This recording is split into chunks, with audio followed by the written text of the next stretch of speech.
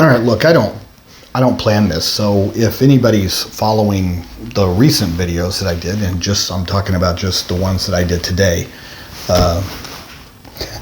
this is the second one of being told, except, as far as staff, questionable treatment of the child in their care, okay? Because nobody should be dragging a child by one arm. That's just not the way you handle things. But the difference between this one and the previous situation I just answered is that the principal in this particular situation told the parent what had happened and that they had reported it to CPS or DHR, for investigation. So see, here you go. Here's an institution that did the right thing and was willing to put a third party in there, a neutral party in the classroom, to help monitor and have more eyes on the situation. So that is a proactive move by a principal. Bravo. Thank you. And like I said, if you wanted to sit there and compare the two questions asked on today's date that I uploaded, you can see where one did it wrong and one did it right. Now, the one thing I can tell you is that you said, well, is the witness credible? Meaning, is it a teacher or staff member? And you said, not a child or someone random in the building. I don't see why it would be any different. What makes a child not credible?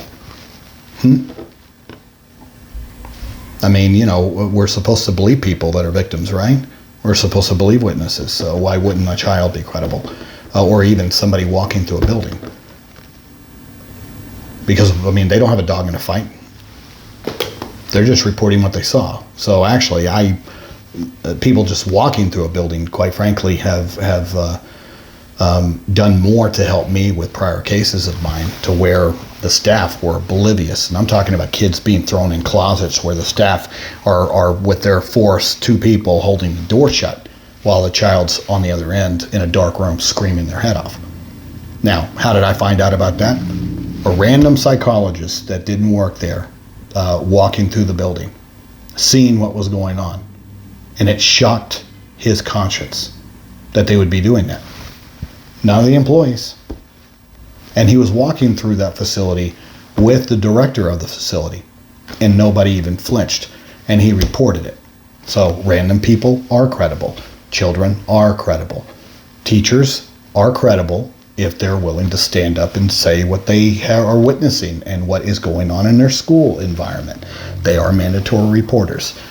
So in this particular way, so you're sitting there saying, well, okay, all of these, but I'm not sure if I want my child in there if this has occurred, and what can I do about that?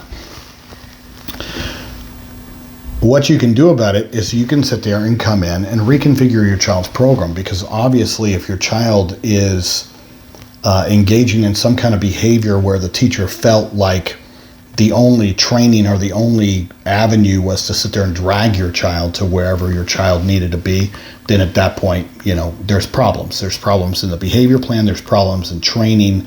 There's problems in addressing your child's deficits to the point where she doesn't do that in the future. And there's an alternative response if your child, let's say, plops down, which is my child does that. My 16-year-old daughter, to this day, if she doesn't want to go somewhere, will just flop down. Now, she does it very rarely, but it used to be something she did all the time.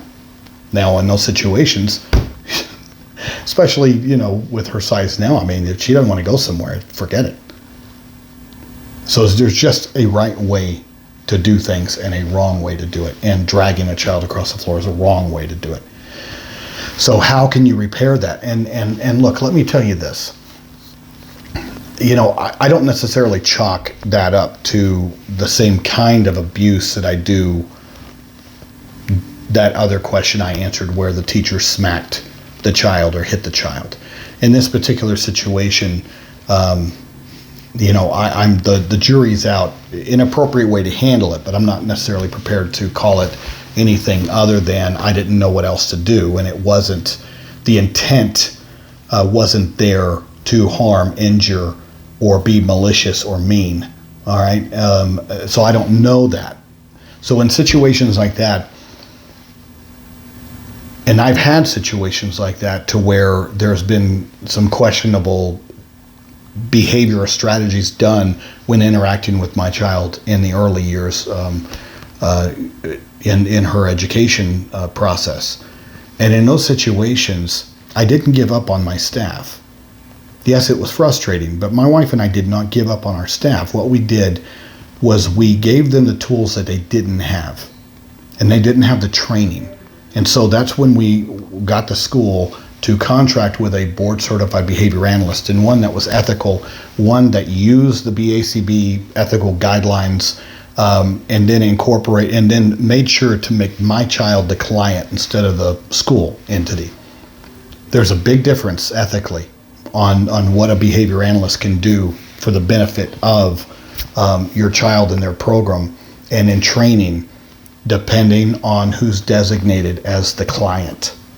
And if the child's designated as a client, it changes the parameters of what the behavior analyst should do per their ethical guidelines. And what I would require to put in there is more competency-based training, more direct training, modeling with your child on the proper way to address maladaptive or deficits in behavior. That's a hands-on kind of modeling. And not some broad brush, you sit in a class for 30 minutes and let me sort of explain to you this broad concept of behavior. That just doesn't work. So what we do know, what does work, competency-based training using an integrity checklist created by an ethical board-certified behavior analyst. And in that particular situation, you can sit there and enhance your child's program, establishing good parameters about how staff is going to interact in certain situations, and then give them the tools to have all these different options that don't include restraint and don't include physical manhandling of a child. That's what I love about behavior analytics. If you get the right people, is that they will teach you those strategies of de-escalation and how to address behavior. And sometimes you just don't make a big deal about it. Things aren't a pressing 911 emergency sometimes if a child flops on the floor. So there is a component of sort of chilling out, to some of this. But that's where your next step would be, is taking your child's program, seeing where the gaps are, filling those gaps. And I can tell you most likely it's going to be in the area of training. Now, if you're not comfortable with this staff member, then yes, it would be appropriate for you to change classrooms, potentially change schools. But at the end of the day, that's sort of unfair for your child if your child's already established relationships and friendships. But sometimes training and having that third-party hat come in to support the staff is what's needed. Because in our situation, those concerns that we had with our staff early on, once they received the training,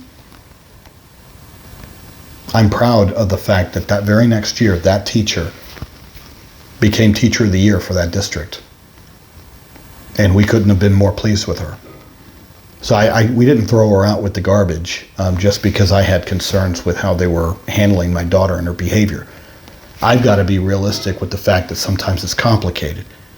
And they didn't hand me a manual when we took her out of the hospital and when we got the diagnosis for autism of how to handle it. It's been an evolving process for us as well. But I am always there to be a partner and collaborative with our staff if they're interested and if they're transparent and if they're honest with me, that they don't have the slightest clue what to do. Then let's bring in the people that do. Let's invest in our staff in the right kind of training and support, because they can solve these problems and make the lives of our teaching staff and our aid supports much better and keep our morale high. But I mean, the silver lining, at least the principal did the right thing, and you should convey that to the principal, because a lot of them don't.